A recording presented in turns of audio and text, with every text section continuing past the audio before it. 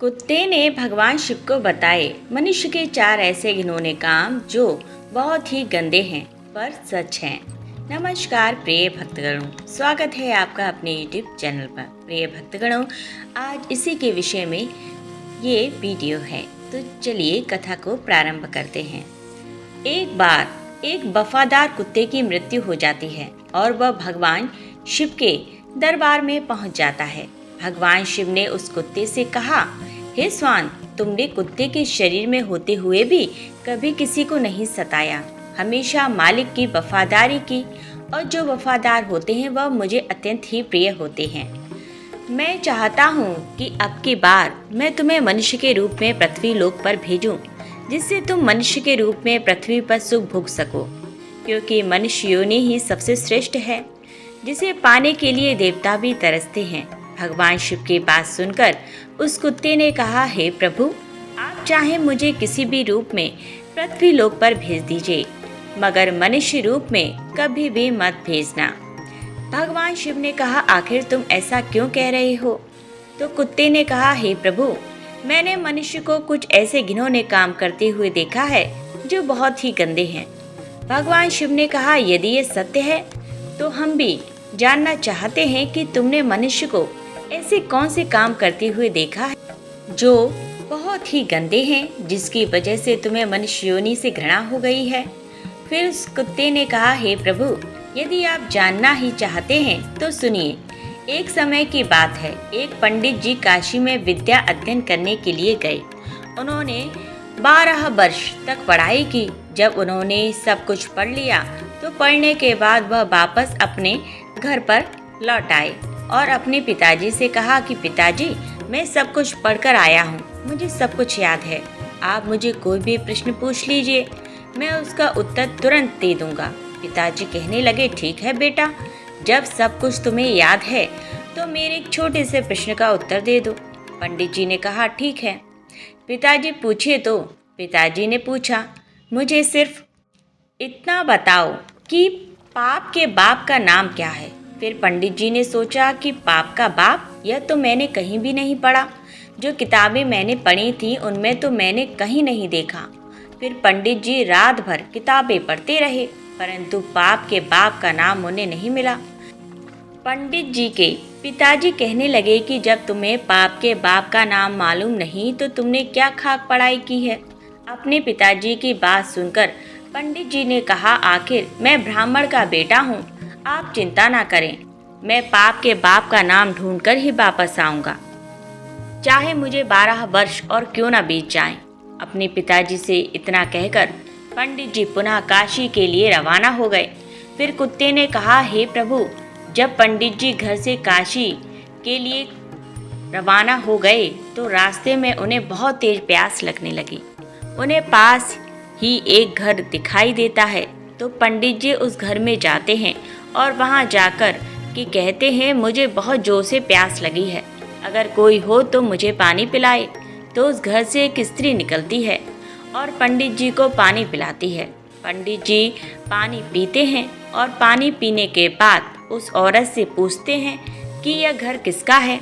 वह स्त्री कहती है, पंडित जी, आपको यह बात तो पानी पीने से पहले ही पूछनी चाहिए थी कि यह घर किसका है। आपने पानी तो पी लिया है और अब आप पूछ रहे हैं कि यह घर किसका है। तो सुन लो पंडित जी, यह घर वैश्या का है और मैं एक वैश्या हूँ। पंडित जी ने जैसे ही वैश्या का नाम सुना तो उन्होंने एकदम से अपने कान पकड़ लिए और कहने लगे, शांतम पापम शांतम पापम, मेरे द्वारा पाप हो गया है, मैंने एक वैश्या के घर का पानी पी लिया है। अरे पाप का बाप तो मिला नहीं, पाप और हो गया।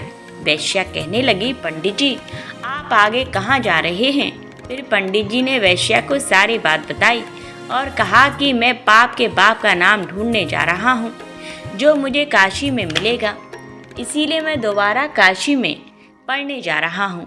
पंडित जी की बात सुनकर वैश्या ने सोचा कि 12 वर्ष जो काशी में पढ़कर आए हैं तो भी इन्हें मालूम नहीं कि पाप के बाप का नाम क्या है और पुनः काशी में पढ़ने जा रहे हैं।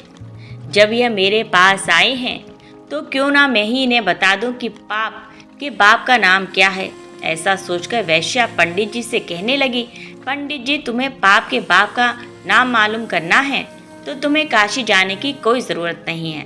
पाप के बाप का नाम तो तुम्हें मैं ही बता सकती हूँ। तब पंडित जी कहने लगे, यदि तुम मुझे यह नाम बता दो तो फिर मुझे इतनी दूर क्यों जाना पड़ेगा। वैश्या कहने लगी, ठीक है पंडित जी, मैं आपको पाप के बाप का नाम बता दूंगी, मगर आप बहुत थक चुके हैं। आप इतनी दूर चलकर आए हैं, इसीलिए आप थोड़ी देर विश्राम कर लीजिए। तब तक मैं आपके लिए भोजन बना देती हूँ। फिर भोजन करने के बाद मैं आपको बता दूंगी कि पाप के बाप का नाम क्या है। फिर कुत्ता भगवान शिव से कहता है, हे प्रभु, जब वैश्या ने कहा कि पंडित जी पहले आप भोजन कर लीजिए, उसके बाद मैं आपको पाप के बाप का नाम बताऊंगी, तो पंडित जी कहने लगे कि तेरे घर पर भोजन कैसे कर सकता हूँ। मैं भोजन कदापि नहीं करूँगा। मैंने पानी पी लिया, उसका भी प्रायश्चित कर रहा हूँ। पंडित जी की बात सुनकर वैश्या कहने लगी, कोई बात नहीं, मैं आपको दाल, आटा, घी, शक्कर दे देती हूँ, आप स्वयं बनाकर भोजन कर लीजिए। पंडित जी कहने लगे कि तुम एक वैश्या हो, मुझे तुम्हारे घर का तो सीधा भी नहीं लेना चाहिए। पंडित जी की बात सुनकर वैश्या कहने लगी, अगर पंडित जी आप मेरे हाथों से सीधा लेंगे तो मैं आपको 10 सोने की मोहरें दूंगी। फिर पंडित जी सोचने लगे कि पाप के बाप का नाम तो पता नहीं कहाँ मिलेगा, यह मोहरें भी हाथ से चली जाएंगी। यदि यह मुझे सीधा दे रही है तो कोई बात नहीं है, यहाँ पर कौन देख रहा है, मैं इससे सीधा ले लेता हूँ और अपने हाथों से भोजन बनाकर खा लूँगा। आगे कुत्ता भगवान शिव से कहता है, हे प्रभु, पंडित जी को इतनी देर तो सीधा लेने में तकलीफ हो रही थी, मगर 10 सोने की मोहरें के लोभ में आकर पंडित जी की सारी तकलीफ खत्म हो गई और उन्होंने वैश्या के हाथ से सीधा ले लिया। पंडित जी आटा, घी, शक्कर लेने के बाद वह अपने हाथों से भोजन बनाने लगे। फिर कुत्ता कहता है, हे प्रभु, जिस समय पंडित जी भोजन बना रहे थे तो वैश्या पुनः आती है और पंडित जी से कहती है, पंडित जी आपने मेरे घर का पानी पी लिया है, मेरे हाथों से सीधा भी लिया है, तो अब मैं आपके लिए क्या भोजन बना सकती हूँ। पंडित जी कहने लगे, तू एक वैश्या है, ज़्यादा मत बोल, तेरे घर का सीधा सामान ले लिया, यही बहुत है, तेरे हाथ का बना भोजन मैं कभी नहीं कर सकता। फिर वैश्या कहने लगी, पंडित जी चिंता मत करो, यदि तुम मेरे हाथ का बना भोजन खा लोगे तो मैं तुम्हें उसके बदले में 10 सोने की मोहरें और दूंगी। पंडित जी सोचने लगे कि यदि मुझे खाना खाने के बदले में 10 सोने की मोहरें और मिल जाएंगी तो मेरे पास 20 सोने की मोहरें हो जाएंगी। पंडित जी ने कहा, कोई बात नहीं है, मैं खाना खा लेता हूँ, यहाँ पर मुझे कौन देख रहा है। फिर पंडित जी वैश्या से कहने लगे कि मैं तुम्हारे हाथ का खाना खा लूँगा, लेकिन तुम स्नान करने के बाद ही भोजन बनाना। वैश्या कहने लगी, ठीक है पंडित जी, मैं स्नान करने के बाद ही भोजन बनाऊंगी। फिर 10 सोने की मोहरें देने के बाद वैश्या ने पंडित जी के लिए भोजन बनाया। फिर पंडित जी ने कहा, बस अब चली जाओ, मैं अपने आप भोजन कर लूँगा।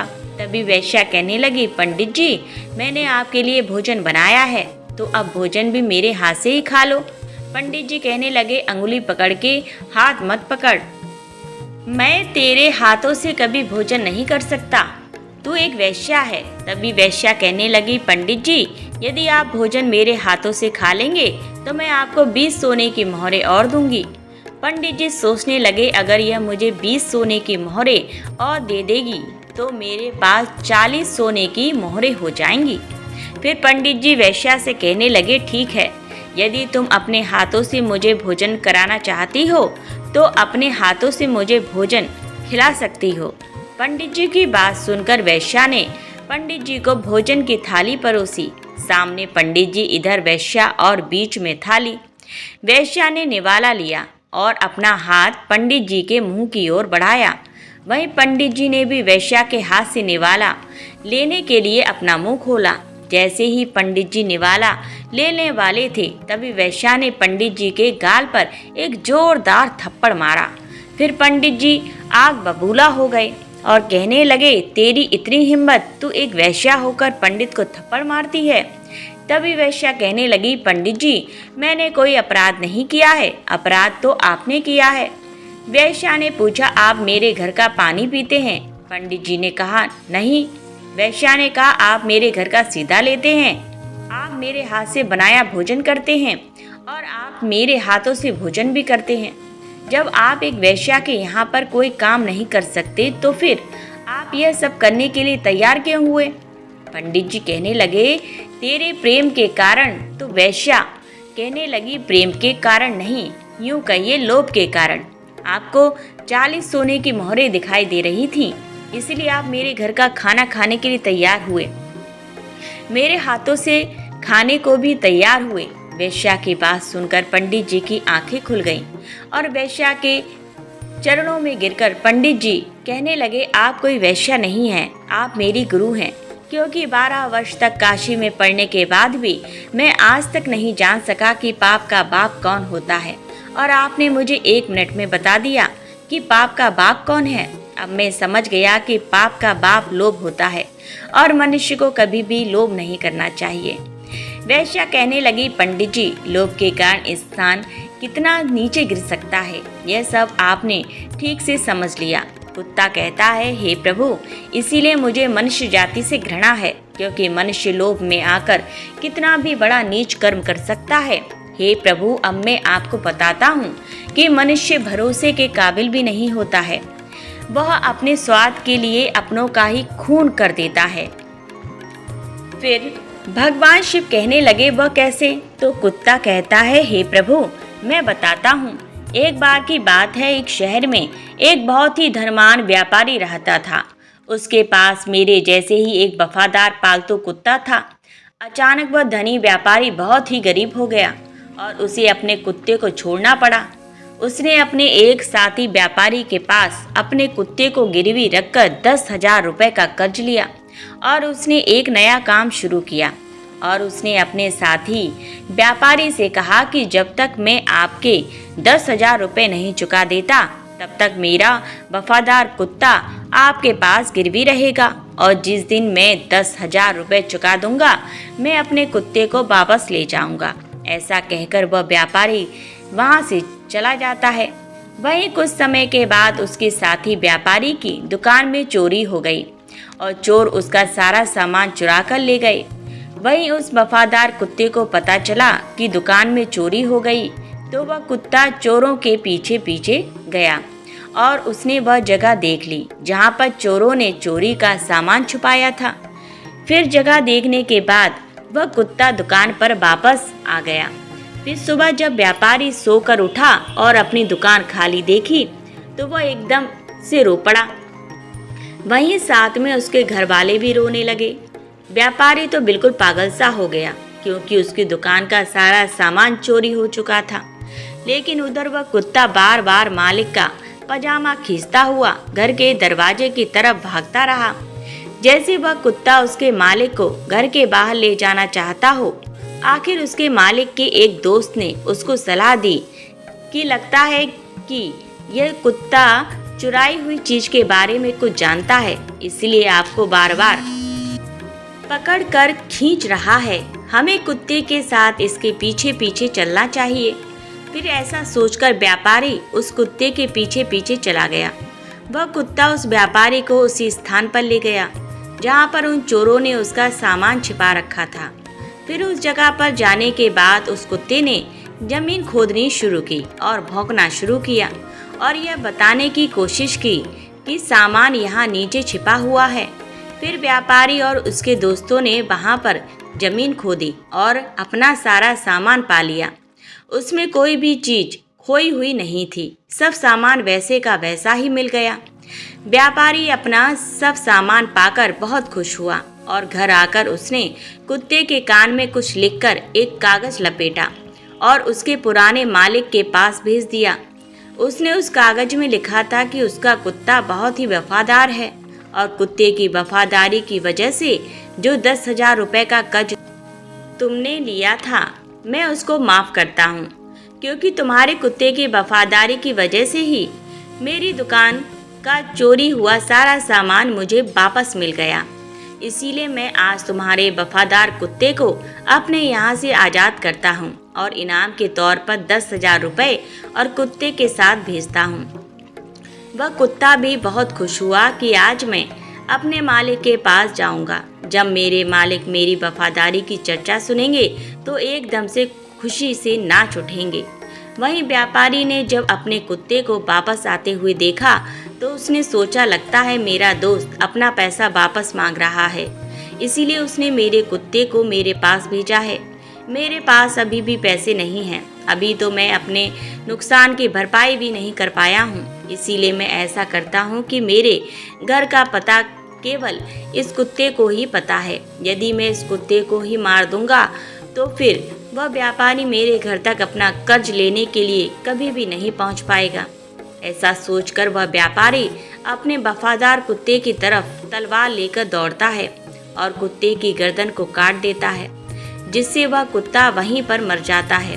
कुत्ते के मर जाने के बाद कुत्ते के कान से एक कागज नीचे गिरता है। उस कागज को पढ़कर उस व्यापारी को बहुत बड़ा दुख होता है। कुत्ता कहता है, हे प्रभु, मैं इसीलिए मनुष्य जाति से घृणा करता हूँ कि मनुष्य अपने स्वार्थ के लिए किसी भी हद तक गिर सकता है।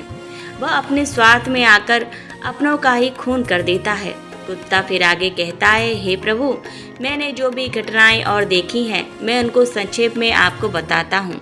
हे प्रभु, मनुष्य विश्वासघाती होता है, लालची होता है, स्वार्थी होता है, चरित्रहीन होता है, जो अपनी स्त्री होते हुए भी पराई स्त्री के चक्कर में फंसा रहता है, अतिथि का अनादर करने वाला होता है, स्त्रियों का अपमान करने वाला होता है, निर्दोष को दोष लगाने वाला होता है।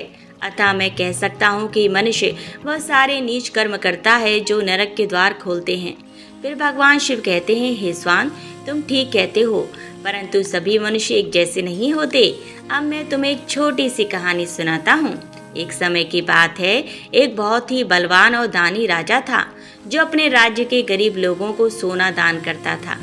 वह राजा सुबह जल्दी उठकर उसके महल के दरवाजे के पास खड़े गरीबों को सोना बांटता था ताकि वह उनकी जरूरतों को पूरा कर सके। भगवान शिव आगे कहते हैं, हे स्वान, एक रात एक किसान राजा के महल के पास आया और दीवार से चिपक कर छुप गया। उस किसान ने सोचा कि वह रात भर महल के दरवाजे के पास रहेगा और फिर सुबह राजा से सोना पाने के लिए लाइन में सबसे आगे लग जाएगा, क्योंकि किसान ने सोचा अगर वह सबसे पहले जाएगा तो राजा उसको सबसे ज़्यादा सोना देगा और फिर उसकी गरीबी मिट जाएगी। लेकिन जब राजा के महल के एक चौकीदार ने उस किसान को रात्रि को महल के दरवाजे के पास में छुपा हुआ देखा तो चौकीदार ने सोचा कि यह कोई चोर है जो राजा के महल में रात को चोरी करने के लिए आया है। ऐसा सोचकर उस चौकीदार ने उस किसान को पकड़ लिया और उसे महल के नीचे कैद खाने में बंद कर दिया। फिर अगली सुबह पिछली रात का किस्सा सुनकर राजा ने कैद खाने में बंद किसान से बात करने की ठानी। फिर राजा ने उस कैद खाने में प्रवेश किया और उस किसान से पूछा, तुम मेरे महल में चोरी क्यों करना चाहते थे, जबकि तुम्हें अपने आप को भोजन और कपड़े दिलवाने के लिए सिर्फ मुझसे सोना मांगना था? क्या तुम्हें पता नहीं कि मैं तुम्हें यह सोना खुशी से दान कर देता? राजा की बात सुनकर वह गरीब किसान कहने लगा, हे राजन, मैं कोई चोर नहीं हूँ, मैं एक किसान हूँ जो बुरे समय से गुजर रहा हूँ और मुझे पैसों की ज़रूरत है। मैं एक ज़माने में एक अच्छा व्यापारी था जो बहुत दान पुण्य करता था, लेकिन फिर अकाल पड़ गया और चोरों ने मेरे मवेशियों को चुरा लिया। किसान आगे कहता है, हे महाराज, मैं आपके महल में चोरी करने नहीं आया था। मैं रात में तो इसलिए आया था कि किसी तरह सुबह सबसे पहले मैं लाइन में लग जाऊंगा और जब आप सोना बांटेंगे तो सबसे पहले मुझे मिल जाएगा। महाराज, मैं जो भी कह रहा हूँ वह सच कह रहा हूँ। किसान की बात राजा के दिल को छू गई और उसने अपने सिपाहियों को उस किसान को कैद खाने से छोड़ने का हुक्म दिया। फिर राजा ने उस किसान को 50 सोने की मोहरें दी जिससे वह अपनी जिंदगी बना सके। फिर किसान ने राजा को धन्यवाद दिया और अपना सोना लेकर अपने घर चला गया। लेकिन किसान उन 50 सोने की मोहरों से भी संतुष्ट नहीं था। हर रात को वह महल के दरवाजे के पास इंतजार करता था और हर रात को महल के दरवाजे के पास आकर सुबह होने का इंतजार करता था और हर सुबह राजा आता था और उसे 20 सोने की मोहरें प्रदान करता था। इस प्रकार 20 सोने की मोहरें वह कई दिनों तक प्राप्त करता रहा। आखिरकार राजा ने किसान से एक दिन पूछ ही लिया कि जब मैंने तुम्हें इतना सारा सोना दिया है तो तुम रोजाना मेरे महल में क्यों आते हो? क्योंकि मैं जानता हूँ कि मैं तुम्हें इतना सोना दे चुका हूँ कि अब तुम गरीब या भूखे नहीं हो। फिर किसान कहता है, हे महाराज, मैं आपके जैसा बनना चाहता हूँ। राजा कहने लगा, यदि तुम मेरे जैसा बन जाओगे तो क्या तुम इस राज्य के गरीबों की मदद करोगे? किसान ने कहा, हे राजन, यदि मैं आप जैसा बन जाऊंगा तो मैं इस राज्य की गरीबी को मिटा दूंगा। उस किसान की बातों से प्रभावित होकर राजा ने अपना आधा राज्य उस किसान को दे दिया और उसे आधा धन भी दे दिया। फिर राजा ने कहा, लेकिन तुम्हें वादा करना होगा कि तुम हमेशा उन लोगों की मदद करोगे जिन्हें तुम्हारी मदद की ज़रूरत होगी। फिर किसान ने राजा की बात मान ली और राजा ने अपना आधा राज्य और आधा धन उस किसान को दे दिया। भगवान शिव कहते हैं, हे स्वान, इस प्रकार कई साल गुजर गए और वह किसान बहुत धनवान हो गया। उसने राजा के द्वारा प्राप्त धन से बहुत सारा धन एकत्रित कर लिया और फिर उस राजा से भी ज़्यादा उस राज्य के गरीबों में वह धन को बांटने लगा। फिर राजा किसान के बारे में यह सुनकर बहुत खुश हुआ कि वह गरीबों की मदद करता है। उसे पता था कि दूसरों को देने में ही दुनिया का सबसे बड़ा सुख है और किसान ने भी यही सबक अच्छी तरह से सीख लिया था कि वह भी अपना धन और अपनी खुशियाँ दूसरों के साथ बांटेगा। फिर किसान और राजा ने दोनों ने मिलकर अपने राज्य से पूरी तरह से गरीबी का अंत कर दिया और प्रजा सुखपूर्वक जीवन जीने लगी। फिर भगवान शिव कहते हैं, हे स्वान, इस कहानी से साफ हो जाता है कि संसार में सारे मनुष्य एक जैसे नहीं होते। जो जैसा कर्म करता है उसे वैसा ही फल प्राप्त होता है।